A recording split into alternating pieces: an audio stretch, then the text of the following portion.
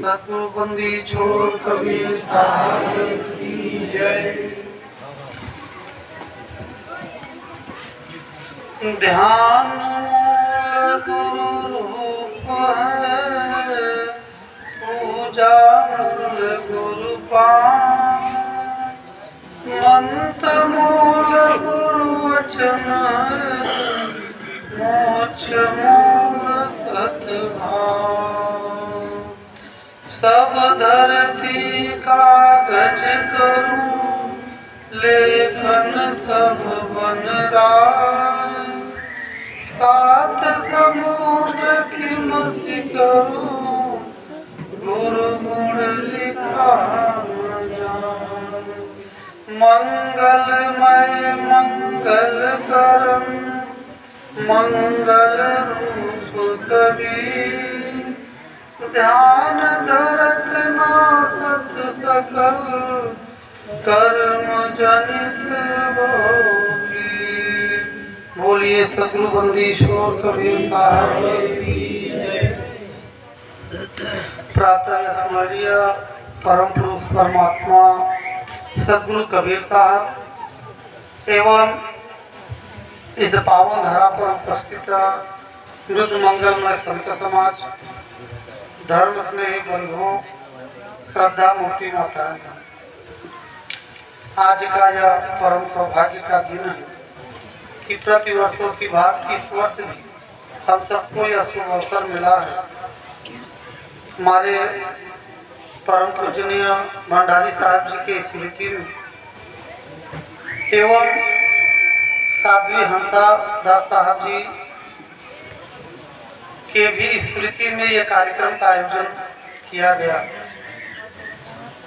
मैं धन्यवाद देता हूँ हमारी साध्वी शांतिदास साहब जी को कि उनके सानिध्य में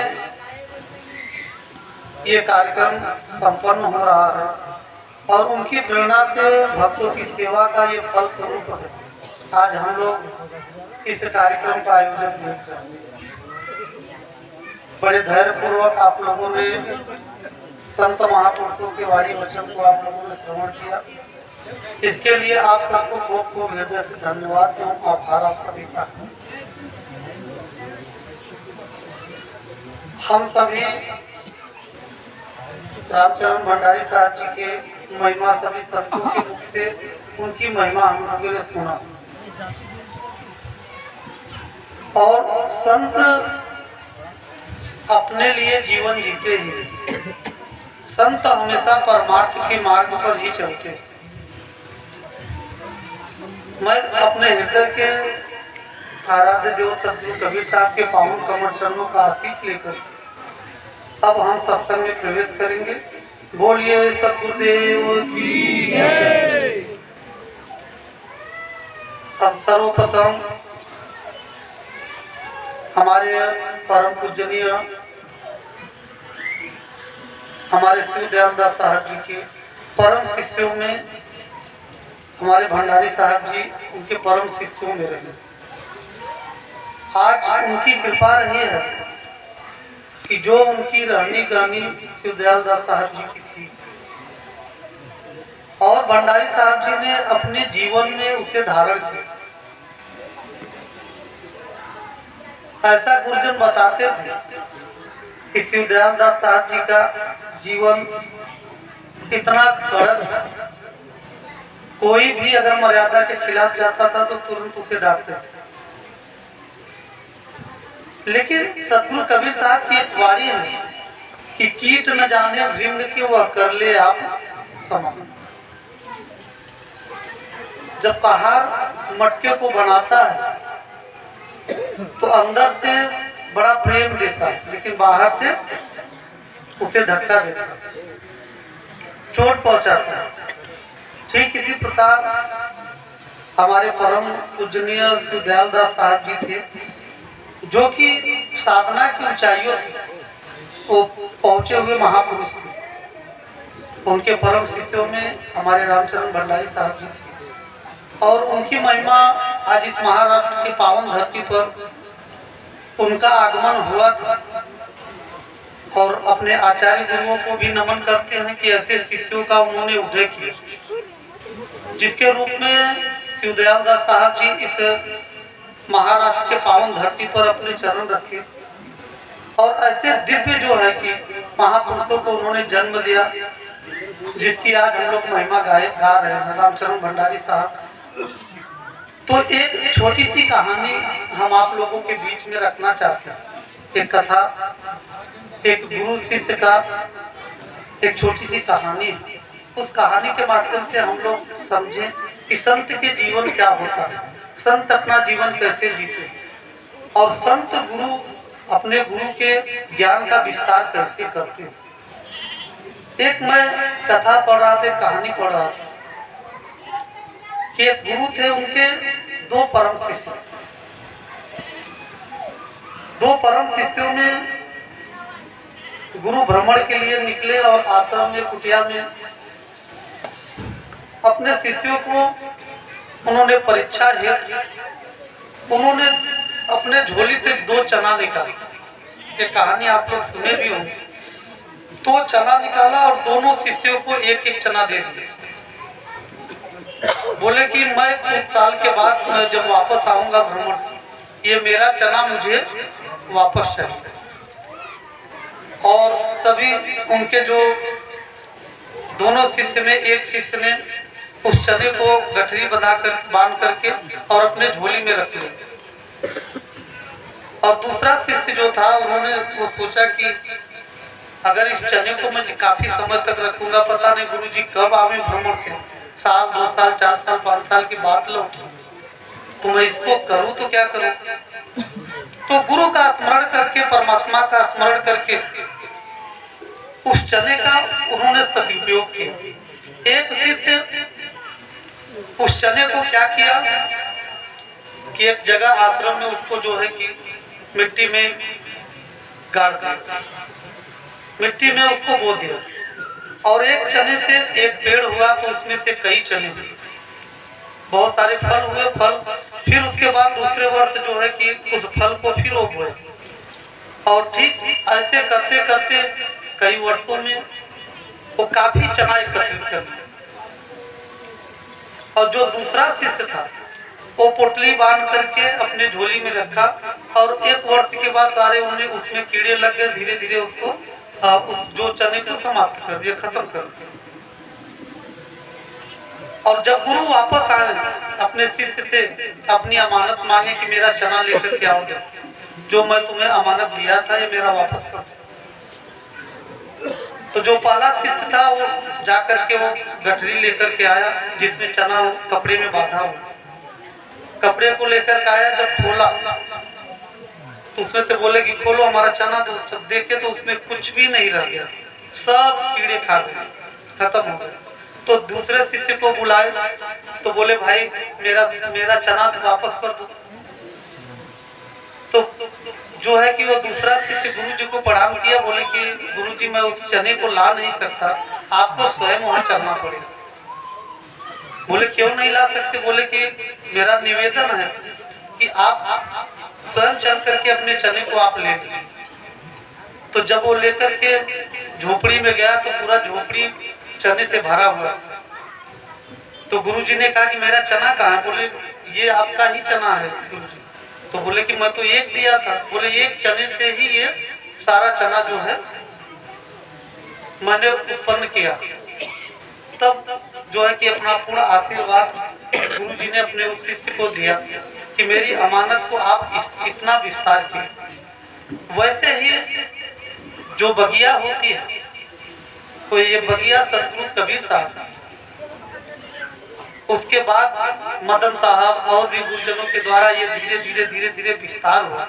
और उसी में हमारे एक गुरु थे शिवदयाल दास साहब, उन्होंने उनके और भी शिष्य रहे, लेकिन जो चना का विस्तार किए उसमें उस शिष्यों में हमारे परम पूजनीय हमारे रामचरण भंडारी साहब, कि जिन्होंने एक ज्ञान से अपने उस ज्ञान को कितना जगह जन जन तक पहुंचाने का उन्होंने प्रयास किया, प्रयत्न किया और पहुंचाया। और ऐसे शिष्यों का उन्होंने उदय किया कि आज तो जाते हैं कहीं कहीं गाँव में जाते हैं, उनके जो पुराने शिष्य हैं, जो चेले हैं, उनके वर्णन करते हैं, उनकी चर्चा करते हैं। तो सदगुरु कबीर कहते हैं कि वृक्ष न कबहू फल भके, नदी न संचय नीर, और परमारथ के कारण साधु धरा शरीर। ये संत जो है कि परमार्थ के लिए ही अपना जीवन समर्पित करते हैं।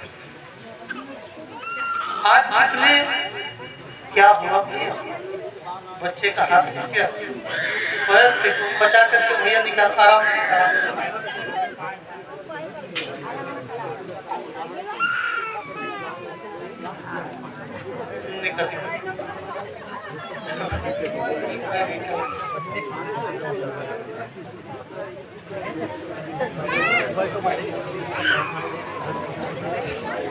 बोलिए सतगुरुदेव की। अपने ध्यान को केंद्रित करिएगा आप सभी। तो ऐसे हम संत की महिमा हम लोग गा रहे हैं, उनकी चर्चा कर रहे हैं। शिवदयाल दास साहब की जो उनकी साधना, जो उनकी तपस्या रही है, उनके बारे में आप लोग जानते हैं कि ऐसे दिव्य महापुरुष थे कि उन्होंने बता करके अपने शरीर का त्याग किया। यहाँ से पत्र उन्होंने दिया, उस समय आचार्य प्रकाश साहब जी थे। इन्होंने पत्र यहाँ से भेजा कि मैं फलाने दिन को, इतने तारीख को मैं आ रहा हूँ, इस दिन को मैं शरीर 4 बजे मैं शरीर छोड़ दूंगा। तो साहब जी लोग जब उस पत्र को पढ़े तो वो सोचे कि हंसी ये किया है शिवदयाल दास। प्रकाश साहब बोले कि देखो ये पागल को देखो, ये क्या पत्र भेज दिया, ये लिख कर। और वो गौर नहीं किए, ध्यान नहीं दिए। लेकिन यहाँ से जब गए तो जरौना एक स्टेशन अपने गद्दी के पास में है, जरौना स्टेशन पर शिवदयाल दास साहब उतरे और इतनी वर्षा के समय में वो गए थे और इतनी वर्षा हो रही थी कि सब जो है रास्ते पर पानी बहुत जो है कि घुटनों तक पानी हो गया। तो कोई संत आ नहीं पाया आसपास, बोले कि नहीं आने वाले तो चले जाओ प्रकाश प्रसाद, लेकिन कोई रास्ते में अंधेरा था, उस समय लाइट की व्यवस्था थी नहीं। तो 4 बजे जब भोर हुआ तो शिवदयाल दास साहब जी ने जिस शिष्य के साथ में गए थे उनसे पूछे कि कितना बज रहा है। तो स्टेशन मास्टर से जाकर के उन्होंने पूछा कि कितना बज रहा है, तो बोले 4 बजने वाला है। तो बोले अब तो मेरा समय आ गया, मैं बढ़िया पहुंच गया क्या? बोले कि नहीं बढ़िया अभी नहीं पहुंच पाए स्टेशन में। बोले अब तो मेरा समय हो गया, अब मेरा चली चला का बेला है, वही अपना शरीर त्याग देते। और ऐसे जो है कि महापुरुषों के जो है शिष्य हमारे रामचरण भंडारी साहब जी थे, और जिन्होंने इतना विस्तार किया और आज उनकी महिमा गाई जा रही है। और ऐसे दिव्य महापुरुष बहुत कम जन होते हैं कि जो अपना जीवन समर्पित कर देते हैं। आज तन मन धन गुरु चरणों में, हम लोग प्रार्थना में भी बोलते हैं तन मन धन गुरु चरणों में। एक शिष्य को, एक भक्त, एक सज्जन को हमने दीक्षा दिया। अब दीक्षा देने के बाद सारे नियम, उनके कायदे समझाया कि इस नियम से आपको रहना। लेकिन वो जब प्रार्थना की पुस्तक उनको दिए, पहले तो पढ़े नहीं थे, लेकिन जब घर पर जाकर प्रार्थना की तो उसमें शब्द आया था कि तन मन धन गुरु चरणों दिए। और जब पढ़े तो वो बड़े घबरा गए कि बोले कि ये तो मैं न पूछा न पढ़ा कि तन मन धन गुरु चरणों दीना। अगर मैं तन को गुरु के चरणों में समर्पित कर दूंगा तो परिवार की सेवा कैसे कर पाऊंगा? अगर मन को समर्पित कर दूंगा गुरु के चरणों में तो कोई कार्य नहीं कर पाऊंगा। और अपने बच्चों को मुझे डॉक्टर बनाना है, अगर हम अपने पैसे को गुरु के चरणों में सब समर्पित कर दूंगा तो फिर मैं क्या करूंगा, मैं क्या खाऊंगा? और जो है कि वो 2 दिन के बाद वापस आए, बोले साहब मैं ये दीक्षा वापस करना चाहता हूँ। हमने कहा क्या हुआ भैया? बोले कि मैं इस पर चल नहीं पाऊंगा, इस मार्ग। हमने कहा हुआ क्या भैया, क्यों? आप जो है कि आपको कोई दिक्कत हुई, प्रॉब्लम, क्या प्रॉब्लम है बताइए? तो बोले कि उसमें शब्द एक आया है प्रार्थना की पुस्तक में कि तन मन धन गुरु चरणों में। लेकिन उस भाव को हम सब समझे। सदगुरु कबीर साहब कहना क्या चाहते हैं? सभी शब्द सीधे नहीं, सदगुरु कबीर साहब उल्टवासी के रूप में हम सबको जो है कि समझाने का प्रयास किया। तन मन धन गुरु चरणन दिए। सदगुरु कबीर कहते हैं कि जो हमारे तन का अहंकार है, उस तन के अहंकार के गुरु के चरणों में हम सबको समर्पित कर देना चाहिए। जो हमारे मन का अहंकार है वो गुरु के चरणों में उसे समर्पित कर देना चाहिए। और जो हमारे धन का अहंकार है वो हमें अपने गुरु के चरणों में समर्पित कर देना, इसका भाव यही होता है। लेकिन लोग अब इसे स्थूल रूप में ले लेते हैं, लेकिन सूक्ष्म रूप में हम सब अपने जीवन से जब तक हम सबके अहंकार मिटेंगे तब तक उस परमात्मा के सन्निकट हम जा ही नहीं सकते। सदगुरु कबीर बीजक में बड़ा सुंदर पद कहते हैं कि आपा तजो तब हरि भरी और नक्सिक तजो विकार और पर जीवों से निर्भय रहो साधु मता है। सदगुरु कबीर साहब के एक एक पद जो है इतने मार्मिक है कि हमारे जीवन की दिशा बदल देती है, हमारे जीवन की दशा बदल देती है। लेकिन हम लोग अपने जीवन में उसे धारण करने का, उसे अपने जीवन में उतारने का प्रयत्न और प्रयास नहीं करते। कितना सुंदर शब्दों में सदगुरु कबीर साहब हम संतों को समझाते हैं कि साधु ऐसा चाहिए और जैसे चलनी समान और सार सार के दे बहा चौथा ले उठा। कितना सुंदर पदों में साहब ने हम सबको समझाया, संतों को कितना बढ़िया समझाया। बहुत अच्छी वाणी ये साहब की है ना, सही है वो, ये वाणी सही है।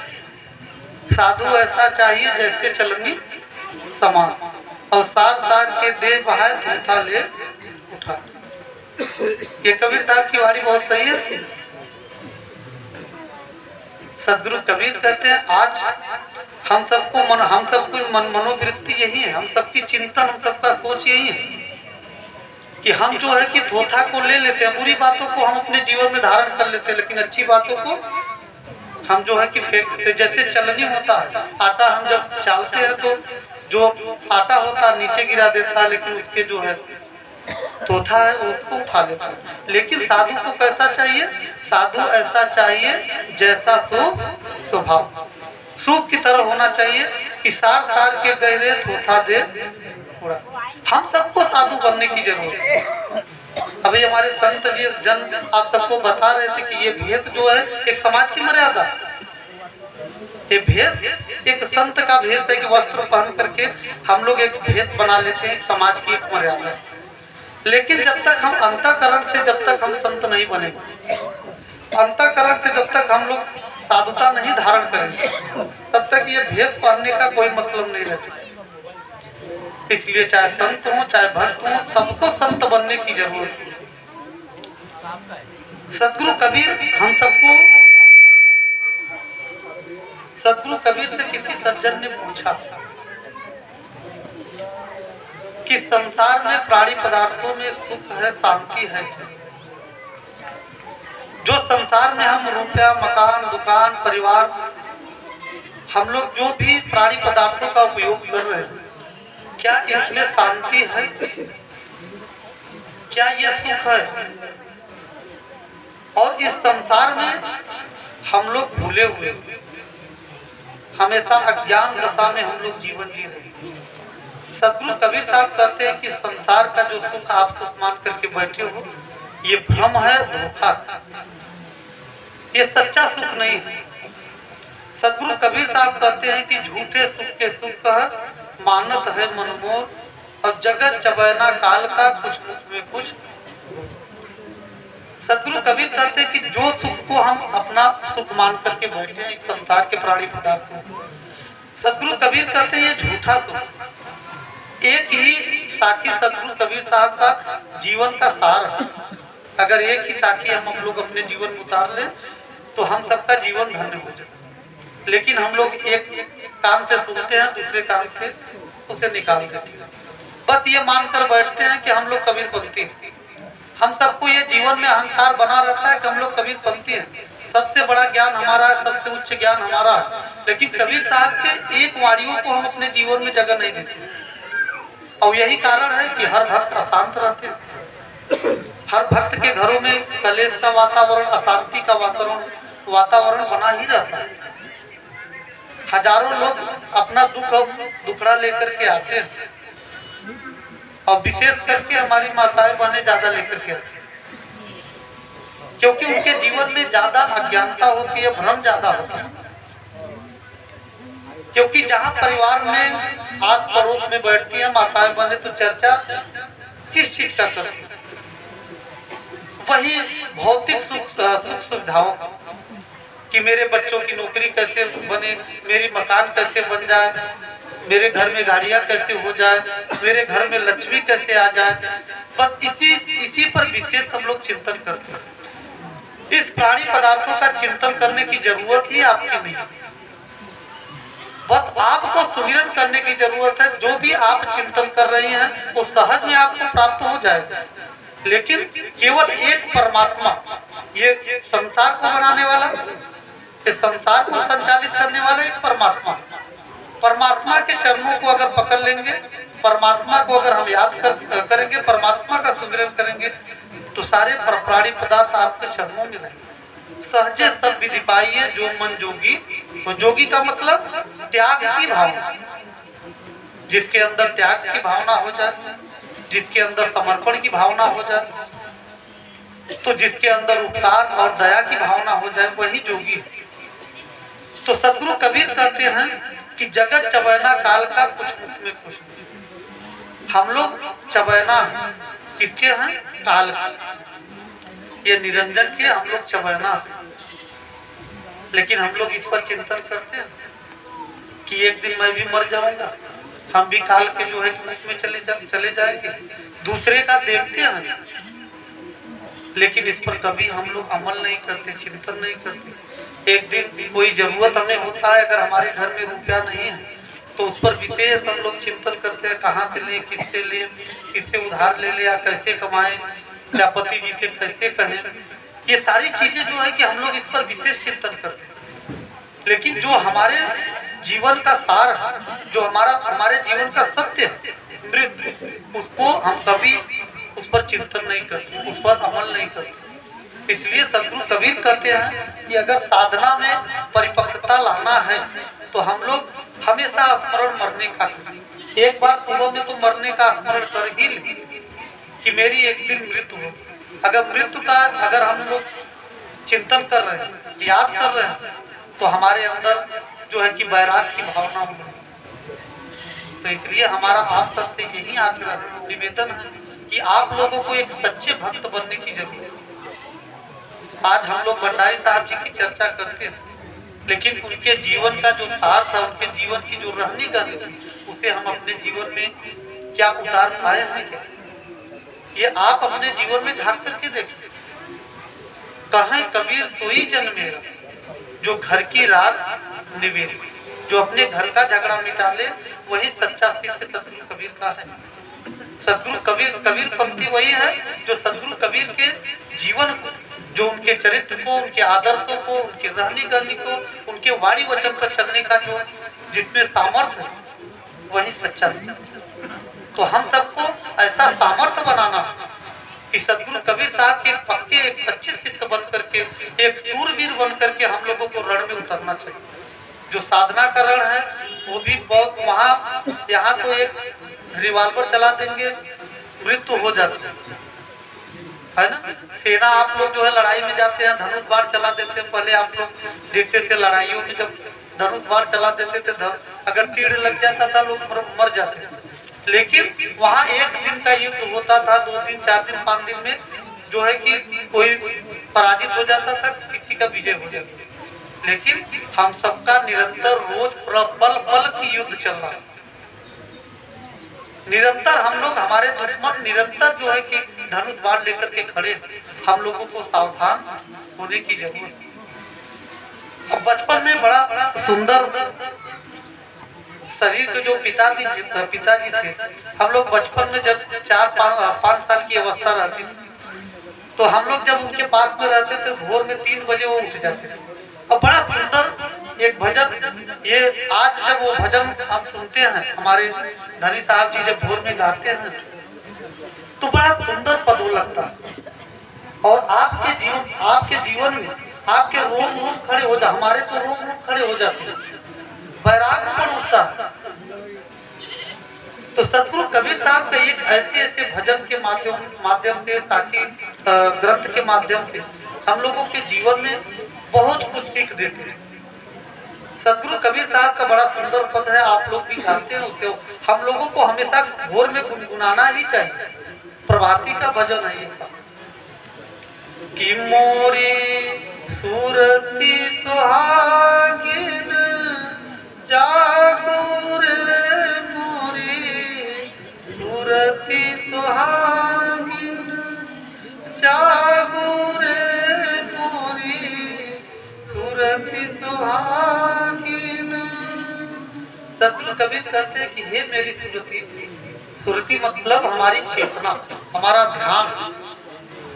हे मेरी सुरती तू जाग जा। क्या पड़ी सोवत मोहनिता में, क्या पड़ी सोवत मोहनिता में, उठ के भजनिया में लागो रे मोरी सूरती सुहागिन जागो रे मोरी सूरती सुहागिन।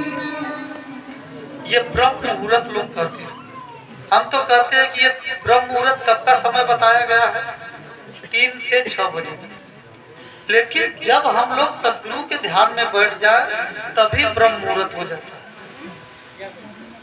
ये भजन हम लोग केवल मनोरंजन का एक साधन बना लिए। सुन करके हम लोगों का मन प्रसन्न हो जाता है कि बड़ा सुंदर भजन है। लेकिन ये एक सागर, ये भजन क्या है, एक सागर है। इसमें जितना डूबते चले जाएंगे इसका कोई था नहीं। जितना डूबते चले जाएंगे, इतना अंदर घुसते चले जाएंगे, घुसते चले जाएंगे।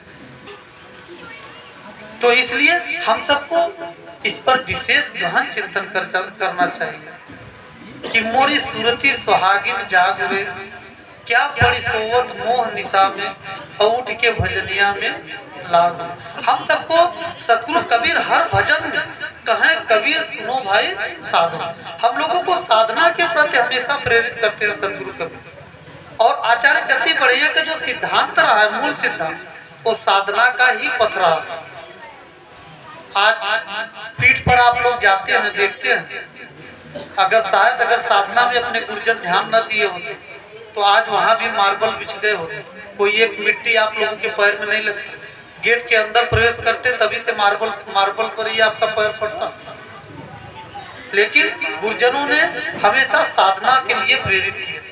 लेकिन काल समय परिस्थिति के हिसाब से परिवर्तन होता, उसी प्रकार से मनुष्य को बदलना पड़ता है। जो पहले का समय कुछ और था, आपका समय कुछ और। पहले ये माइक भी नहीं था, तो गुरुजन घर घर जाकर के, जन जन को जाकर के, वो गली गली जाकर, शहर शहर जाकर के, गांव गांव जाकर के इस जनमानस को उन्होंने जगाया। कितना परिश्रम किया, कोई संसाधन, कोई भी गाड़ी मोटर का संसाधन नहीं था, कितना परिश्रम किया। आज जिन्होंने वो फल लगाया और वो फल हम लोग ही खा कर, हम लोग ही तो पा रहे हैं। आनंदित कौन है? हम लोग ही तो आनंद में हैं। अगर ये जो है कि ज्ञान का विस्तार न हुआ होता तो आज क्या हम लोग यहाँ बैठते, साथ हम लोग आप सबके बीच में आते भी नहीं।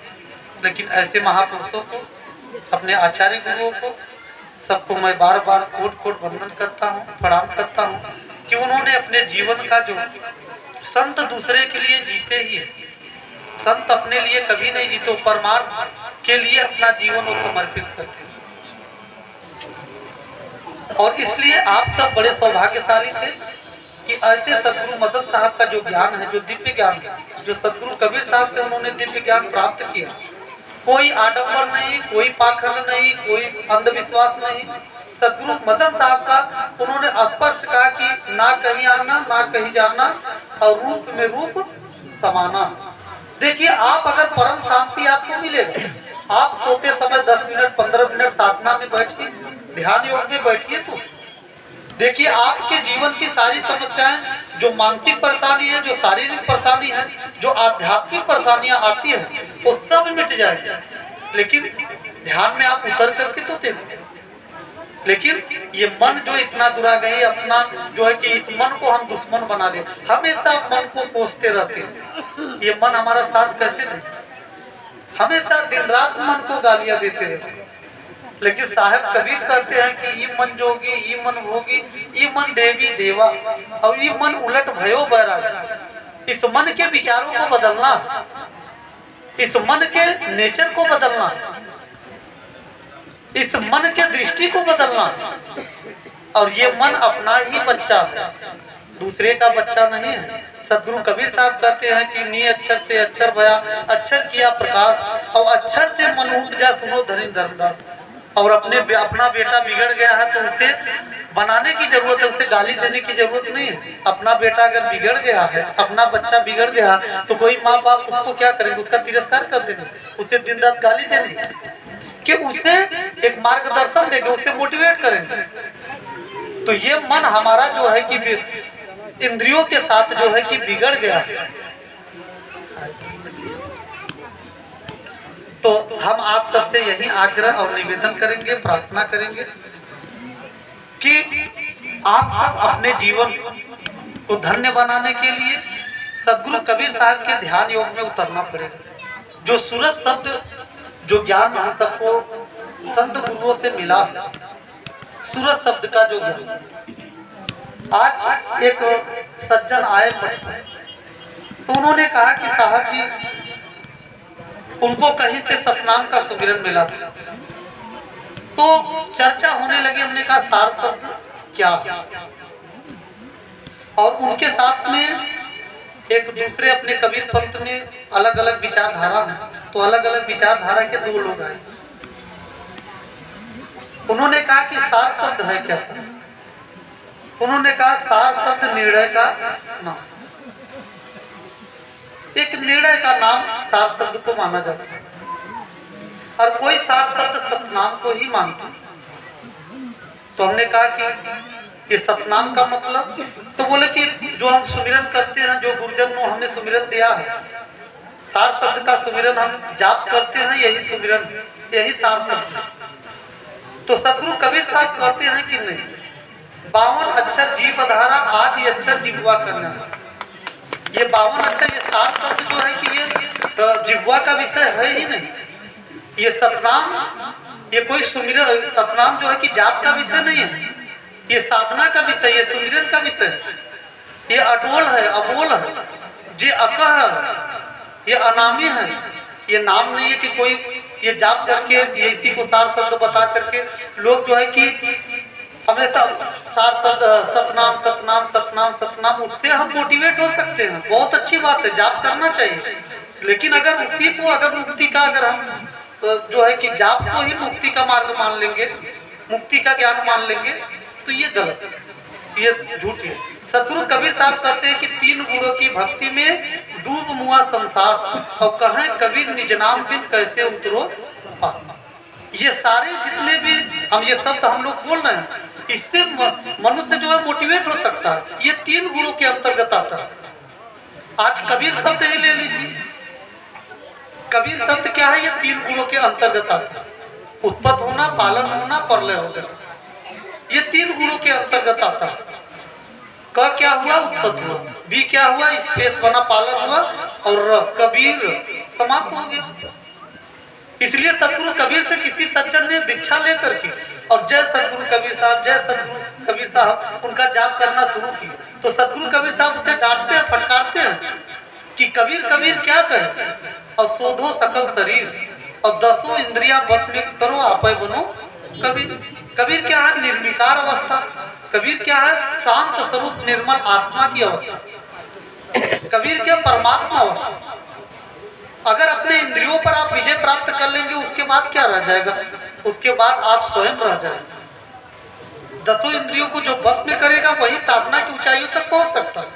इसलिए पहले सबसे जरूरी है कि अपने भौतिक जीवन में हमें अपने इंद्रियों पर विजय प्राप्त करने की जरूरत है। तो उन्होंने कहा कि निर्णय का नाम, आखिर निर्णय का नाम, सार शब्द निर्णय का नाम है ही। आखिर निर्णय किसका करेंगे? एक भौतिक जीवन में जो शब्द होते हैं 52 शब्द, उसका हम लोग चर्चा करके निर्णय करते हैं, लेकिन ये वही तक सीमित लोग कर देते हैं। लेकिन अपने अंतःकरण में हमें निर्णय करने की जरूरत है। वो क्या है, किसका निर्णय करें? जड़ चेतन का निर्णय करना होगा कि नहीं? चेतन क्या है? चेतन वही सार शब्द, वही चेतन। लेकिन हमारे हम सब की कुंठित मानसिकता जो है कि एक दूसरे का जो मेरा सिद्धांत है वो सही है, उनका सिद्धांत है वो सही है, लेकिन हम सबको इस पर विचार करने की जरूरत है। निर्णय हम करेंगे अपने जड़ चेतन का निर्णय करना। हमारी जो चेतन है और इस इंद्रियों में फंस गई, हमारी चेतना फंस गई, इसका निर्णय हमें करने की जरूरत है। और सार शब्द है आपका अस्तित्व, परमात्मा अस्तित्व है सार। सार का मतलब होता है निचोड़, शब्द का मतलब आपका अस्तित्व, जिसके वजह से हम लोग बोल रहे हैं, डोल रहे हैं, व्यवहार कर रहे हैं, देख रहे हैं, उसे कहते हैं सार। सार शब्द कहते हैं परमात्मा वस्तु, जिससे सदगुरु कबीर साहब कहते हैं नी अक्षर से अक्षर भया, अक्षर किया प्रकाश। और तमाम और जो है कि अपने अपने विचार लोग प्रकट करते हैं। अभी हमारे विवेक साहब जी एक जो है कि टीका उन्होंने किया बीजक, और लेकर के उनका जो सृष्टि की जो रचना, सृष्टि की रचना है, और एक हमारे भगत जी ला करके और उसके बाद विज्ञान मुनि साहब का बीजक रचना। बोले साहब इसमें तो सृष्टि की रचना विज्ञान मुनि साहब कुछ और किए हैं और साहब जी कुछ और विचार है। तो हमने कहा कि भाई देखिए समय, और एक हमारे इलाहाबाद के अभिलाष साहब जी थे, सदगुरु कबीर साहब के बहुत अच्छे संत थे और प्रचारक थे। उन्होंने एक बीजक की व्याख्या उन्होंने किया था, लेकिन फिर उसके बाद जो है कि उनके विचार और भी जो है कि ऊंचाइयों तक उनके विचार और भी उत्पन्न हुए। तो उसमें जो है कि दूसरी उन्होंने एक बीजक टीका की। तो सदगुरु मदन साहब भी टीका कर सकते थे, ऐसी कोई बात नहीं थी कि सदगुरु कबीर साहब, मदन साहब परम विद्वान महापुरुष, वो भी कर सकते थे। किसी शिष्य ने पूछा कि आप भी तो साहब बीजक की व्याख्या कर सकते थे, और शायद किए हो, हम सबके समझ पहुंच नहीं पाया। लेकिन सदगुरु मदन साहब ने कहा भी कि अर्थ लगावे मन मुख। आज कम से कम नहीं तो 42 से 43 टीकाएं, और टीका बढ़ती ही जा रही है। एक बीजक पर 43 से 44 टीकाएं हो चुकी हैं, और सारे टीकाएं रख दीजिए, सबका अलग अलग मत है, अलग अलग विचार है। अब कबीर साहब का विचार तो एक ही होगा ना। तो इसलिए मदन साहब की साखी बहुत सुंदर कि अर्थ लगावे मनमुखी और जग में साधु कहाय, और बिन देखे सत्पुरुष के मरे 84 जाए। हम लोग अपने मन से ही तो अर्थ लगा, कबीर साहब ऐसा कहे होंगे, इसका मतलब ऐसा ही होगा। और एक शब्द कई अर्थ होता है। आज देखिए आप लोग साखी बोलते हैं कि दुल्हन दुल्हा मिल गए फीकी परी बराबर। तो कोई कहता है कि दुल्हन रूपी सूरत और दुल्हा रूपी आत्मा में मिल जाए तो ये इंद्रिय रूपी जो है बाराती, ये सब फीके पड़ जाए। कोई कहता है कि आत्मा रूपी परमात्मा, ये भी ठीक है। लेकिन कोई कहता है आत्मा रूपी जो है कि दुल्हन और परमात्मा रूपी दूल्हे से मिल जाए तो ये इंद्रियां, ये हमारे जो है इंद्रियां सब फीके पड़ जाएंगे बाराती। ये भी तो फिट बैठता है। अब किसको सत्य माने? तो अपने अपने मत हैं, अपने अपने विचार लोगों का है। तो हमारा कहने का भाव यह है कि सदगुरु कबीर कहते हैं कि जो भी आप जाप करते हैं उससे आप मोटिवेट हो सकते हैं, आपको आपके जीवन में प्रेरणा मिल सकती है, लेकिन इससे मुक्ति नहीं मिल सकती है। मुक्ति उससे ऐसे मिलेगी आपके जो अंतःकरण का जो सुमिरन है। तो इसलिए सदगुरु कबीर साहब कहते हैं ना कि घूंघट के पट खोल रे ताको पिया मिलेंगे, घूंघट के पट खोल रे ताको पिया मिलेंगे, घट घट में वो साहिब सत है, कटुक वचन मत बोल रे ताको सतगुरु मिलेंगे, घूंघट के पट खोल रे ताको पिया मिलेंगे। पिया मतलब परमात्मा, पिया का मतलब परम शांति। उसी परम शांति की अवस्था को हम सबको प्राप्त करना। यहाँ तक कि एक हमारे कबीर पंथ में एक मत नया नया निकला, मैं नाम लेना नहीं चाहता, किसी को दुख और ठेस नहीं पहुंचाना चाहिए, क्योंकि अभी हम गाय की कटु क्वचन मत बोल रही ताको पिया भी नहीं। मैं किसी को दुख नहीं, लेकिन जो सत्य है वो आप सबके समक्ष में रखने का प्रयास करूंगा, प्रयत्न करूंगा। कबीर साहब जानते हैं प्रत्यक्ष जो है कि मनुष्य के रूप में कहाँ बैठे हैं, सतलोक। जो कल्पनाएं हमारे हिंदू समाज में हुआ, स्वर्ग, गोलोक, विष्णु लोक, शिवलोक, तमाम कल्पनाएं हुई, और वैसे ही कल्पना हुई सतलोक, अमरलोक। लेकिन अमरलोक का भी एक गांव ठाव नगर बना दिया। लेकिन जिस अमरलोक की चर्चा संत गुरुओं ने किया और जिस सतलोक की चर्चा उन्होंने किया, लोक मतलब होता है नगर, गांव, ठाव, जहां निवास किसी का हो, उसे लोक, सतलोक। और सत्य क्या है? हम सबकी चेतना, जहां हमारे आत्मा का निवास स्थान, जहां एक रस है, जहां न दिन और रात है, उसे कहते हैं सत्य लोक। जहां परम शांति है, परम शांति की अवस्था, उसे कहते हैं सतलोक। लेकिन आज एक उनके शिष्य अनुयायी आए तो बोले, क्योंकि जानते हैं कि अपने ऐसे ऐसे गुरुजन हैं कि इतना विकार भर, इतना विकृतियां और इतना कटुता अपने शिष्यों में भर देते हैं, तो लड़ाई करने के लिए हमेशा आमादा रहते हैं कि मेरे गुरु जी का ज्ञान सत्य है, मेरे गुरु जी, कबीर साहब ने ये कहा, कबीर साहब ने ये कहा। बीजक में, बीजक की बात नहीं करेंगे, जो मूल ग्रंथ कबीर साहब का बीजक माना जाता है उसकी चर्चा नहीं, जो है कि कबीर सागर, अनुराग सागर, बोध सागर, उसमें जैसे आज हिंदू समाज में पुराण का निर्माण हुआ, वैसे हमारे कबीर पंथ में जो है ये मान लीजिए सारे पुराण हैं, और सब में अलग अलग कल्पनाएं जो है कि लिखी गई। और अगर हम लोग मानेंगे तो उन्होंने कहा कि आप कबीर साहब के किस रूप में मानते हैं? हमने कहा आपके गुरुजी क्या मानते हैं? तो उन्होंने कहा कि हमारे गुरुजी कहते हैं कि वहाँ कबीर साहब विराजमान है गद्दी पर, और जो है कि ये जितने भी जीव जाते हैं वहाँ प्रत्यक्ष अपना रूप लेकर के कबीर साहब के समक्ष रहते हुए वहाँ सतलोक में बैठे हैं। और आप लोगों के सतलोक जाने में साधना की जो मार्ग है, जो सतलोक जाने में कितने स्टेशन पर रुकना पड़ता है, तो उन्होंने 3 स्टेशन बताया था कि सतलोक जाने में 3 स्टेशन पर रुक करके ही जाना पड़ता है। तो हमने कहा कि भाई आपकी तो ये तो लोकल गाड़ी है,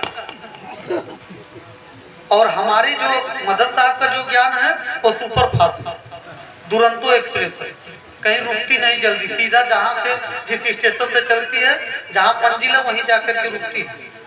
और आपकी गाड़ी तो 3 जगह रुक करके तब सतलोक में जाती है, और हमारी जो गाड़ी है वो सीधा सतलोक में जाकर ला करके पहुंचा देती है। तो इसलिए हम सबको जो दिव्य ज्ञान मिला है, जिसको आज एक भी शिष्य जो है कि कोई हमारे शिष्यों को तोड़ नहीं पाए, हमारे आचार्य गद्दी बढ़िया के जितने भी शिष्य हैं, कोई अदा कदा जो है कि भूले भटके कोई टूट गया तो टूट गया, जो साधना नहीं किया, जिसको साधना का बोध नहीं हुआ, जो साधना की ऊंचाइयों तक पहुंचा नहीं, जिसे आत्मबोध नहीं हुआ, जिसे गुरु का ज्ञान का बोध नहीं हुआ, वही विचलित हो सकता है, अन्यथा कोई हमारे भक्त को विचलित नहीं कर सकता, क्योंकि आपका सच्चा ज्ञान है, पवित्र ज्ञान है।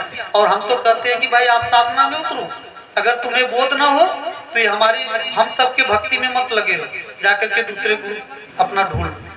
हम तो हजारों के भीड़ में कहते हैं। तो इसलिए हम आप सबसे आग्रह करेंगे कि आपका ये पवित्र और दिव्य ज्ञान मिला है। सदगुरु कबीर साहब कहते हैं कि जाप मरे अजपा मरे, और अनहद भी मर जाए, और सूरत समानी शब्द में अववाको काल नहीं। सदगुरु कबीर साहब स्पष्ट कहते हैं कि जो जाप है, चाहे सतनाम का जाप हो, चाहे ओम नमः शिवाय हो, चाहे राम राम हो, चाहे कबीर कबीर हो, चाहे अल्लाह अल्लाह हो, चाहे जो भी, ये मनुष्य के बनाए हुए शब्द, ये मनुष्य उच्चारण करता है। तो इस शब्द से हम मोटिवेट, ये शब्द बुरा नहीं है, शब्द से मोटिवेट हम होते हैं, शब्द से हमें प्रेरणा मिलती है। हम तो भाई देखो यहाँ के जो भक्तजन हैं, हम बोलते रहेंगे, आप लोग आरती की थाल लाएंगे तभी हम चुप होंगे, हम तो बोलते रहेंगे। और लाएंगे तो इशारा हमारे जो है कि हमको समझ में आ जाएगा, बंद कर देंगे, नहीं तो ऐसे ही बोलते रहेंगे। और हम आप सबसे यही आग्रह करेंगे। तो सदगुरु कबीर साहब के मूल सिद्धांत, मूल ज्ञान को हम सबको समझने की जरूरत है। आज भी आप लोगों के मन में आएगा कि आप साहब तो जो जाप का जो है कि खंडन कर रहे हैं, लेकिन हम सबको भी तो जाप देते हैं। जाप दिया जाता है मन के पवित्रता, मन के निर्मलता के। दूसरा कारण है कि कोई आप पूर्व में जाप कर रहे हैं, उस जाप को एक छुड़ावे एक मिलावे, तब निःशंक निज घर को जावे। एक छुड़ा करके और आपको सदगुरु कबीर के ज्ञान से जोड़ दिया जाता है। इसलिए सदगुरु कबीर कहते हैं कि जाप मरे अजपा मरे। जाप क्या है? कोई भी शब्द ले लीजिए, उसे हम जाप बना रहे हैं, राम राम कबीर कबीर, ओम नमः शिवाय, ओम भगवते वासुदेवाय, कोई भी जाप कर लिया, कोई भी मंत्र का जाप कर, उससे आपके जीवन में केवल एक ज्ञान का उदय हो सकता है, मन की शांति मिल सकता है। सदगुरु कबीर साहब कहते हैं कि एक दिन ये मर जाएगा, ये समाप्त हो जाएगा। जब आपकी ये जिह्वा मर जाएगी, ये शरीर नहीं रहेगा। थोड़ा गौर करिएगा, ध्यान दीजिएगा कि आपकी ये जिह्वा नहीं रहेगी तो किस जिह्वा से आप लोग जाप करेंगे? जाप कर सकते हैं क्या? ये शरीर नहीं रहेगी तो किस जिह्वा से आप जाप करेंगे? तो सदगुरु कबीर कहते हैं कि शरीर छूटा तो फिर आपका जाप भी मर गया, खत्म हो गया। अजपा किसे कहते हैं? जाप का ही सूक्ष्म रूप अजपा, जो वाणी से हम बाहर निकाल रहे हैं, ये शब्द निकाल रहे हैं, इसे जाप कहते हैं। और उसे अंदर ही हम अगर राम राम कोई भी जाप हम करते हैं, उसे कहते हैं अजपा। मतलब मुख से बाहर जो शब्द नहीं निकलता उसे कहते हैं अजपा जाप। सदगुरु कबीर कहते हैं कि वो भी मर जाना, वो भी समाप्त हो जाए। और अनहद किसे कहते हैं? किसी उसका कोई हद ही नहीं, जो स्वयं में स्वतः में चल रहा है, उसे हम लोग अनहद मान लेते हैं, जिसे ओमकार कहते हैं। सदगुरु कबीर कहते हैं कि वो भी मर जाना है। जैसे हम अजपा जो भी जाप करते हैं, अजपा जाप जो करते हैं, हम वर्षों तक अगर वो अजपा जाप करते रहे तो हमारे अंदर इतना मोमेंटम इकट्ठा हो जाएगा कि आप वर्षों के बाद अगर उस अजपा जाप को छोड़ देंगे तो आपको स्वतः जो भी शब्द को हम जाप किए हैं वो स्वतः आपको सुनाई देना शुरू हो जाएगा। उससे लोग अनहद मान लेते हैं कि मैं जाप भी नहीं, अजपा जाप नहीं कर रहा, तब भी ये सुनाई दे रहा। बस ठीक इसी प्रकार से जब हम लोग मंदिर में जाते हैं तो मंदिर का घंटा बजाते हैं तो उसकी प्रतिध्वनि कुछ देर तक सुनाई गूंजती रहती है, लेकिन धीरे धीरे धीरे धीरे समाप्त हो जाता है। ठीक इसी प्रकार से अजपा का जाप अनहद शब्द है, वो भी समाप्त हो जाना। जैसे हम लोग दिल लेते हैं और नमक जो है किससे बनता है? पानी से, सागर से। लेकिन उस नमक को सागर में डाल दे तो धीरे धीरे वो सागर में ही विलीन हो जाता है। तो सदगुरु कबीर कहते हैं कि सूरत समानी शब्द, लास्ट में क्या कहते हैं कि सूरत समानी शब्द में हमारी जो चेतना है और चेतन रूपी शब्द में स्थिर हो जाए और उसको काल नहीं खा सकता, उसको काल कभी झपट नहीं सकता। इसलिए हमेशा निरंतर मृत्यु के समय जन्मत मरत दुसह दुख हुई। हमारी बूढ़ी माताएं विशेष ध्यान देंगे, बूढ़े भगत जी लोग विशेष ध्यान आप लोग देंगे, सभी को ध्यान देने की जरूरत है। मृत्यु के समय बड़ी कष्ट और बड़ी पीड़ा होती है। उस समय सदगुरु के जो हमें ज्ञान मिला है, इतनी पीड़ा होती है कि उसमें ध्यान न लग सके, मत लगे, कोई बात नहीं। सदगुरु कबीर कहते कि जही आशा तय बासा होई, वाके रोक सके नहीं कोई। हमारी मंजिल जहाँ निरंतर किसी भी अवस्था में रहिए। सदगुरु कबीर की सहज समाधि क्या, आप लोग ध्यान दीजिए। सहज समाधि क्या है? आंख न मूंदो, कान न रूंदो और तनिक कष्ट नहीं धारो। कोई शरीर को कष्ट देने की जरूरत नहीं। लोग आग के पास बैठते हैं, तमाम ऐसी विधियां हैं, लोग आग के पास भी बैठ जाते हैं और जो है कि उसे साधना मांगते हैं, अपने शरीर को कष्ट देते हैं, पीड़ा देते हैं। कोई आप देखिए, अभी जा करके कुंभ में जाइए तो कोई कांटों पर लेटा हुआ है। ये तो सहज में कोई भी कर सकता है, कोई भी कर सकता है। लेकिन सदगुरु कबीर साहब का जो ध्यान योग है वो सहज समाधि है। कोई आंख मूंदने की जरूरत नहीं। अगर आपकी साधना की ऊंचाइयों पराकाष्ठा तक पहुंच गए तो कोई भी, आप जिस अवस्था में रहें उस अवस्था में साधना किया जा सकता है। निद्रा अवस्था में भी साधना किया जा सकता है। आंख न मूंदो, कान न मूंदो, तनिक कष्ट नहीं धारो, और खुले नयन पहचानो हंसिए सुंदर रूप निहारो। ये तो मैं कह दे रहा हूँ, बस कितने कुछ पल में आप लोग कुछ पल में सुन भी ले रहे हैं। ये लगता होगा कि बड़ा सरल है, बहुत सहज है, बहुत ही कठिन है। इसमें उतरने के लिए हमें निरंतर प्रयत्न करना पड़ेगा, प्रयास करना पड़ेगा। जैसे हम लोग पढ़ाई के लिए प्रयत्न करते हैं, नौकरी के लिए हम लोग प्रयत्न करते हैं, अभ्यास गुरु के द्वारा थ्योरी मिलता है, हम सबको प्रैक्टिकल करने की जरूरत है। आज हमारी बूढ़ी माताएं बहुत जो है कि ये जो गठिया रोग की शिकार बन रही है, और निश्चित है कि आप लोग अगर साधना में उतरती हैं तो आपको 50% आपको लाभ केवल ध्यान योग से मिल जाएगा। आपके गठिया रोग बहुत कम होगा, क्योंकि कुर्सी पे बैठकर लोग भोजन करते हैं। हमारे महात्मा, हमारे संत महापुरुष देखिए 4-4, 5-5, 6-6 घंटे, और महाराष्ट्र में ये असली परीक्षा महात्माओं का भगत लोग लेते भी है। 6-6 घंटे, 7-7 घंटे बैठाते हैं और परीक्षा लेते हैं। हमारे बनकर साहब जी काटी के अध्यक्ष जो थे, तो हमने बोला साहब 8-8 घंटे आप बैठाते हैं। बोले साहब इसी में तो पता चलेगा कि कौन साधक अच्छा है, कितने घंटे बैठते हैं, उनका पैर किधर इधर घूमता है कि नहीं, इसी में तो पता चलता है। तो जो है कि संतों की परीक्षा वास्तव में, अगर हमारे, क्योंकि संत की मर्यादा भक्त से है, भक्त की मर्यादा संत से है। अगर संत की कोई कमी है, कोई भूल है, तो भक्त को हमेशा टोकना चाहिए, क्योंकि आप सबकी मर्यादा हम लोगों से है। अगर हम सबकी मर्यादा अगर चली गई तो आप लोगों का भी पगड़ी जो है झुक गया। कहाँ आप लोग बोल सकते हैं, वो तुरंत बोलेंगे आपके साधु संत तो ऐसे हैं, आपके साधु संत की रहनी करनी ऐसी है। तो उस पर जरूर निवेदन के रूप में, कोई जो है कि उनको जो है कि संदेश के रूप में नहीं, कोई मार्गदर्शन के रूप में नहीं, निवेदन के रूप में आप लोग प्रार्थना कर सकते हैं। बिल्कुल हम तो कहते हैं, हम सभी संतों से कहते हैं गद्दी पर कि मुझसे कोई भूल हो तो मुझे मोटिवेट करिए, मुझे बताइए, मेरे भूल को मैं सुधारने का प्रयत्न करूंगा, प्रयास करूंगा। लेकिन एक सूक्ष्म अहंकार हम सबके जीवन में दीमक की तरह हमेशा सूक्ष्म बैठा हुआ है। ये निरंजन रूपी जो है कि अहंकार बैठा हुआ है। जरा सा अपनी भूल को अगर कोई बताने का प्रयत्न करे, प्रयास करे, तो बस उससे बुरा हमारा कोई नहीं होता कि मेरी कमी को बताया। नहीं, अपनी कमी को हम सबको सुधारने की जरूरत है।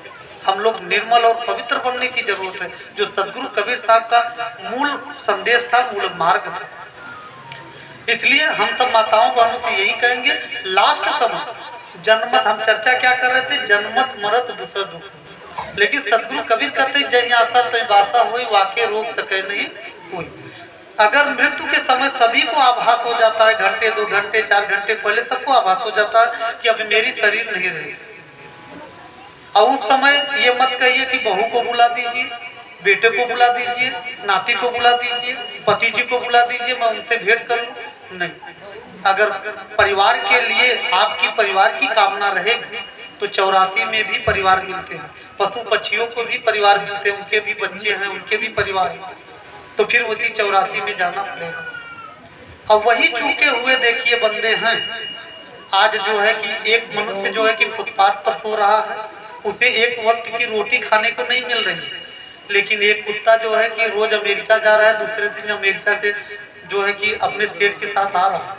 हम भदोही में स्कूटर दे के, और वो जो है कि जर्मनी जाते हैं, अमेरिका जाते हैं, अपने कुत्ते को साथ में ले जाते हैं, और 800 का एक बिस्किट, कितने का, 800 का, हम लोग 8 रुपए का बिस्कुट खाते हैं, और एक बिस्किट केवल एक मात्र बिस्कुट 800 का वो बिस्कुट एक पड़ता, और वो कुत्ता खाता, और एक वक्त की किसी को रोटी नहीं मिल पाती। यही जो भूले हुए बंदे हैं, वही देखिए मिले, सब सारी सुख सुविधा मिलेगी, सुख मिलेगा, लेकिन जो है कि आपकी योनि फिर वही 84 का।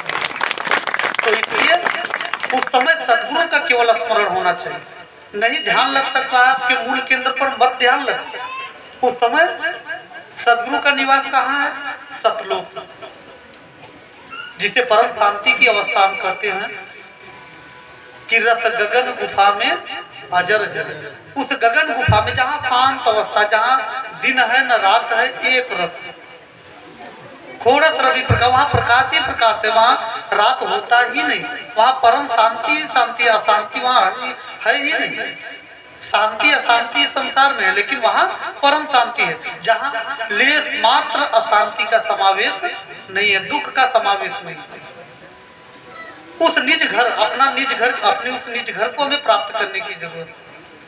लेकिन यहाँ से अभी कितनी तड़प बनी हो कि जो है कि हमारा घर नागपुर है, हमारा घर अमरावती है, हमारा घर यहाँ है, यहाँ से तो जाएंगे आप लोग अपने निज घर, इस मकान पे रह लेंगे।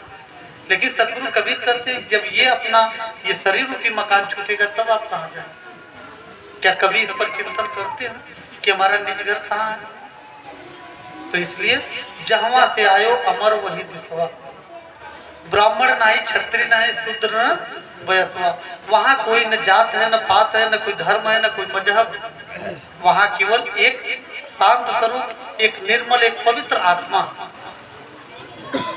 और एक जो है कि महापवित्र, जिसे कहा जाए, जिसमें लेस मात्र भी, किंचित मात्र भी, जो उसमें मलिनता नहीं है, जिसे परमात्मा अवस्था कहते हैं, उसी अवस्था को हम सबको प्राप्त करने की जरूरत है। और ऐसे हम साधक देखें, ऐसे हम साधक देखें कि एक बूढ़ी माता जी की कहानी मुझे याद आती है, मेरे प्रत्यक्ष मेरे सामने घटना घटित हुई।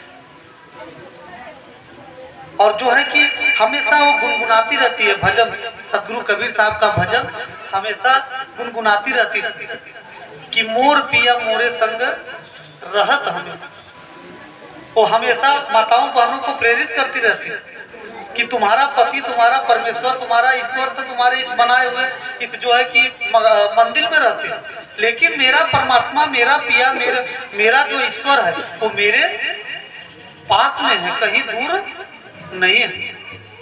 इसलिए हम देखिए भैया जी से आइए इसी भजन को थोड़ा हम लोग गुनगुना ले। मास्टर साहब जी, गुरु जी, जरा हारमोनियम हमारी बहन जी एक माइक ले लेंगी और जरा आप जो है कि पीछे से, और हम सब मिल करके इस भजन, बड़ा सुंदर भजन है और हम सोचते हैं कि हर सत्संगों में इस भजन को गाया जाए, लोगों की चेतना को जगाया जाए।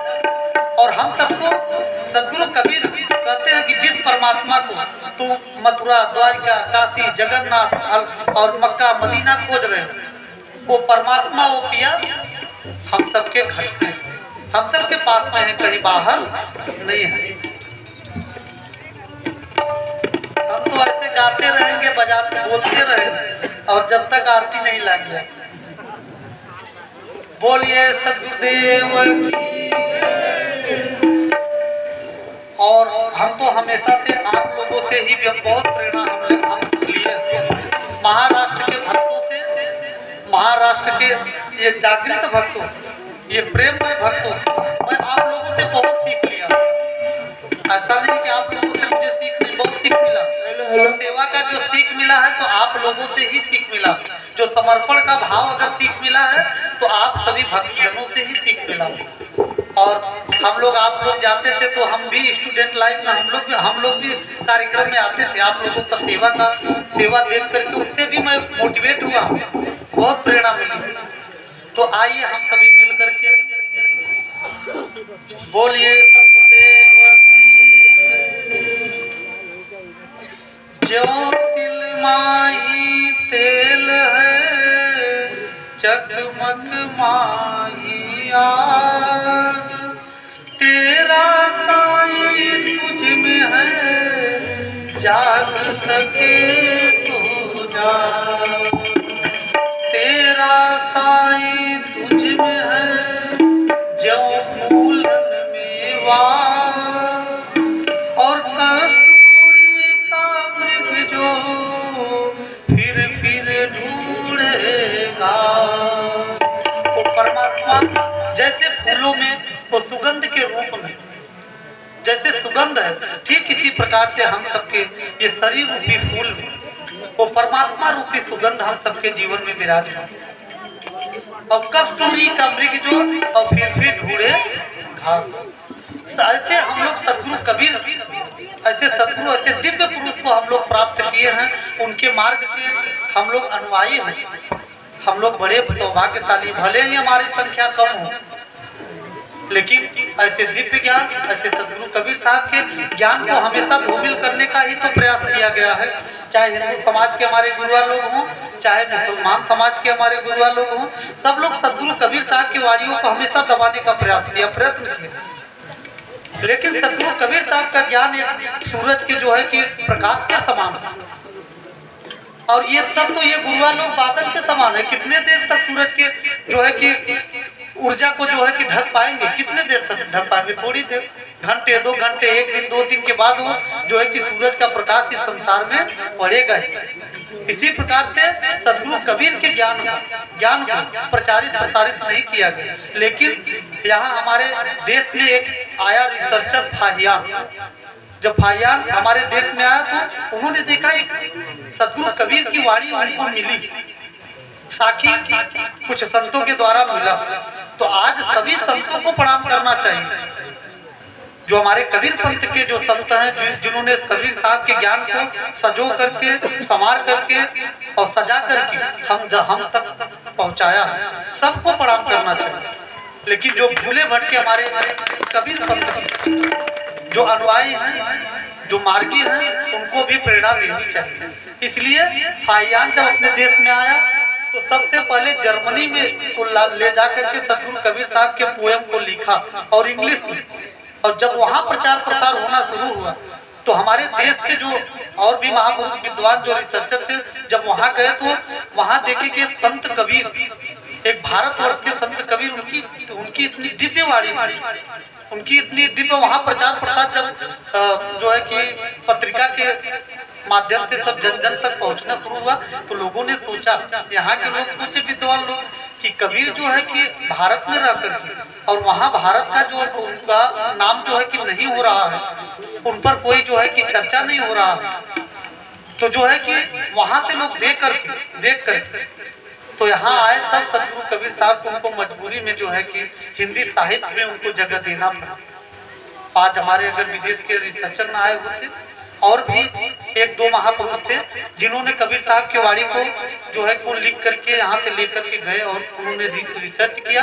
आज बहुत से देशों में सद्गुरु कबीर साहब की वाणियों पर रिसर्च हो रहा है। तो आइए हम सभी मिलकर के सद्गुरु कबीर साहब के एक सुंदर पद को हम लोग गाएं। बोलिए सद्गुरुदेव की। अब देखिए, आप लोग मिलाने का प्रयास करिएगा, प्रयत्न करिएगा तो मिल जाएगा। कि मोरे पिया मोरे संग रहत हमेशा, मोरे पिया मोरे संग रहत हमेशा। माइक ले लीजिए, सब माइक ले लीजिए।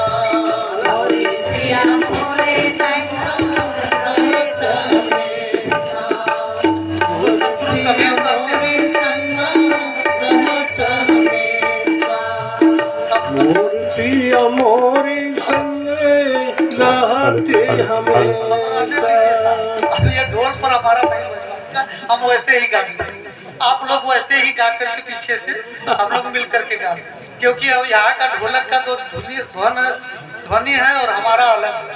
अब अनुराग साहब जो है कि मिला लेते हैं और भी जो गायक मिला लेते हैं। आइए हम लोग मिल करके वैसे ही गाते हैं, चलेगा साहब? हाँ। चले मोरे पिया मोरे संग रहत हमेशा, मोरे पिया मोरे संग रहते हमेशा, मोरे पिया मोरे संग रहते हमेशा। तो सतगुरु कबीर ने कहा कि मोर पिया मोरे संग, पिया मतलब परमात्मा, पिया मतलब प्रभु, पिया मतलब सतगुरु, मोर पिया मोरे संग रहत हमें। सतगुरु कबीर कहते हैं कि काहे को सखिया तंज कसते हैं। आज बड़े से बहुत संप्रदाय आप देखते हैं, मत पंथ देखते हैं, आप मत पंथ देखते हैं कि वहाँ मान्यताएं हैं। कोई कपड़ा रंगा करके परमात्मा की प्राप्ति चाहता है, तो कोई टीका लगा करके परमात्मा की प्राप्ति चाहता है, कोई जटा बढ़ा करके परमात्मा की प्राप्ति चाहता है। तो सतगुरु कबीर कहते हैं कि परमात्मा की प्राप्ति कोई भेष से, कोई जटा रखाने से, कोई दाढ़ी बढ़ा लेने से, कोई चंदन लगा लेने से परमात्मा की प्राप्ति नहीं होती। इसलिए सतगुरु कबीर कहते हैं कि काहे को सखिया चूनर रंगाई, क्यों अपने कपड़े को रंगा लिया, और काहे बढ़ाए ले लूं लंबी लंबी केसा, मोर पिया मोरे संग रहत हमेशा। वो परमात्मा मेरे साथ है, वो पिया मेरे साथ है। तुम्हारा पिया हमको लगता है कि कहीं विदेश में या प्रदेश में बसता, इसलिए तुम लोग जो है कि कहीं कोई जंगल में, कोई जो है कि तीरथ में, कोई मूर्त में परमात्मा को खोजता है, ईश्वर को खोजता है। तो सतगुरु कबीर कहते हैं कि तुम्हारा परमात्मा प्रदेश में, मेरा परमात्मा मेरे पास में, मेरा पिया मेरे पास में। इसलिए सतगुरु कबीर कहते हैं कि काहे को सखिया धूना रमाए। धूना जानते हैं, हवन यज्ञ जो होता है। हमारे कबीर पंथ में कबीर साहब के नाम पर भी रोटी तोड़ने वाले लोग हैं, लेकिन वहां भी जानते हैं क्या चलता है, हवन यज्ञ चलता है। और 501 से शुरुआत है, हवन कुंड बने हैं, और जो है कि 5,51,000 रुपया तक लास्ट है। और 501 रुपये वाला करेंगे तो उसमें कुछ और पुण्य मिलेगा, और भी बढ़ते चले जाएंगे उसमें ज्यादा पुण्य मिलेगा, और भी जो है कि 5,51,000 रुपये वाले करेंगे तो और ज्यादा पुण्य मिलेगा। जिस कबीर साहब ने अपने जीवन काल में रहते रहते इस आडंबर अंधविश्वास पर हमेशा चोट पहुंचा, हमेशा जो है कि प्रहार किया, और आज हमारे कबीर पंथ जो है कि वही धारण कर रहे हैं, वही अंधविश्वास, वही पाखंड। और हम तो कहते हैं कि भैया कुछ भी हो, रुपया आए न आए, धन आए न आए, कोई विस्तार हो न हो, लेकिन हम अपने जीवन काल में रहते रहते हमारे संत महापुरुष, हम अपने सिद्धांत को कभी हम जो है कि झुकने नहीं देंगे। हमारा सिद्धांत ही सबसे महत्वपूर्ण है, धन दौलत हम सबके जीवन में महत्वपूर्ण नहीं। पता नहीं कितने राजा वहां तो चले गए थे चित्तौड़गढ़, राजा जो है कि वो महाराजा जो है महाराणा प्रताप, चित्तौड़गढ़ जब हम गए थे महाराणा प्रताप के जो है कि लगभग नहीं तो हम समझते हैं कि 7 से 8 किलोमीटर में उनका किला था। इस समय चिड़िया चचहा रही है, वहाँ जानवर घूम रहे हैं, वहाँ कोई मनुष्य रहने वाला नहीं। तो सब जितने महल अटारी सब जो है कि छोड़ करके इस संसार से सब चले गए। इसलिए सतगुरु कबीर ने कहा कि काहे को सखिया धूना रमायो, और मोर जान पिए तोर पिया बसत परदेसा, और मोर पिया मोरे संग रहत हमें। और यह नगरी में 9 दरवाजा, इस नगरी में, इस शरीर रूपी नगरी में 9 दरवाजा, और 10वें से मोर पिया भेजा संदेशा, और मोर पिया मोरे संग रहत हमें। 10वां द्वारा गुप्त है ब्रह्मरंध है ठौर, तहवा सूरत लिप्त करो देह तजो फिर। तो गुरु का जो ज्ञान मिलता है, सूरत समानी निरत में, और निरत भय निराधार, और सूरत निरत परिचय भय तो खुल गए सिंधु द्वार। जब अपने सूरत को जब निरत ज्ञान निरंतर जो ये शरीर में ऊर्जा प्रवेश करती है, जहाँ निरंतर उसे निरत करते हैं, जो हमारा गंतव्य स्थान, हमारे आत्मा का मूल केंद्र, उसे कहते हैं निरत। और जब सूरत निरत परिचय भई तब खुल गए सिंधु द्वार, परमात्मा का द्वार खुले। तो इसलिए हम सबको साधक बनने की जरूरत है। आप लोग साधना में अगर उतर जाएंगे, जिसके घर में सतगुरु कबीर साहब का ज्ञान जिसके जीवन में उतर गया, तो उसके जीवन में भूत प्रेत चुड़ैल चांडाल अरम भरम जितने भी हैं सब भाग खड़े हो जाएंगे, कोई भी नहीं आएगा, है ना। सदगुरु कबीर का ऐसा दिव्य ज्ञान है। और नहीं तो देखिए हम एक सीट खाली लेकर के आए हैं अपने जो है कि बोलेरो, अपने गाड़ी में एक सीट खाली है और जो है कि एक सीट खाली है। जितना भूत प्रेत हो महाराष्ट्र सब दे दीजिए, सब लेकर के ले जाएंगे। 2 तालाब हमारे यहाँ है, दोनों तालाब में जो है खाली है, उसमें कोई साधु संत नहीं रहते, उसी में उनको बताएंगे। और अब तो मजदूर भी अपने गद्दी पर नहीं मिल रहे काम करने के लिए, कम से कम वो रहेंगे तो कम से कम कुछ सेवा भी करेंगे अपना खेती बाड़ी में। भूत प्रेत पता नहीं, ये मनुष्य जो है कि क्योंकि ये मनुष्य को छलने के लिए ये सारा प्रपंच रचा गया है। सदगुरु कबीर जी इसका स्पष्ट खंडन करते हैं कि यह ब्रह्मभूत सकल जग खाया, जिन जिन पूजा तिन जहड़ाया। अंड न पिंड न प्राण न देही, काट काट जीव कोटि कोटि जीव कौतुक दे। हम तो सीधा कहते काट काट जीव किसको दे रहे हो। न कोई जो है कि उसका अंडा का स्वरूप है। किसी भी जीव की उत्पत्ति होती है तो अंड से, पिंड से या उपमज या अस्थावल, यही माना जाता है कि अस्थावल में जीवन पाया जाता है, जीव नहीं पाया जाता। लेकिन उपमज जो उत्पन्न होते हैं जो लेकिन वो भी कोई भी जीव की उत्पत्ति होती है, अंडज पिंडज उपमज अस्थावल, यही 3-4 खानियों से जो है कि उत्पत्ति होती है। लेकिन आज भूत की उत्पत्ति कैसे हुई हमें पता ही नहीं। कोई बता सकता है भूत कैसे उत्पन्न होते हैं? साइंस इसे कहता है कि ये मनोरोग, साइंस कहता है कि ये मनोरोग। सदगुरु कबीर साहब कहते हैं कि ये मन का भ्रम।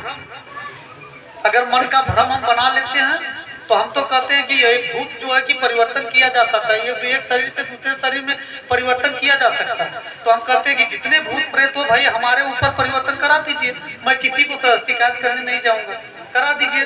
हम भी पैसा देने के लिए तैयार हो, जितने तांत्रिक हो जाओ, सबको पकड़ करके हमारे ऊपर जितना हो ला करके मीठा में या भोजन में खिला दीजिए। मैं आपके महाराष्ट्र नगरी में आया हुआ, जिसका मन पवित्र है, जिसकी इंद्रियां पवित्र हैं, जिसके विचार पवित्र हैं, जिसका जीवन पवित्र है, उसके जीवन में कभी भूत प्रेत के लिए जगह हो ही नहीं सकता, आ ही नहीं सकता। आज भी देवी देवा के नाम पर देखिए हमारे देवता मुर्गा मांग रहे हैं, बकरे मांग रहे हैं, कितनी हत्याएं हो रही हैं। सदगुरु कबीर कहते हैं कि तुम्हारे देवी देवता इतने जो असहाय हो गए हैं, जो तुम्हारा है साचा देवा तो खेत चरत क्यों न ले जा। अगर तुम्हारा सच्चा देवता है तो जो है खेत में चरते हुए जीवों को क्यों नहीं ले सकता, ले लेता, तुम काट करके क्यों दे रहे?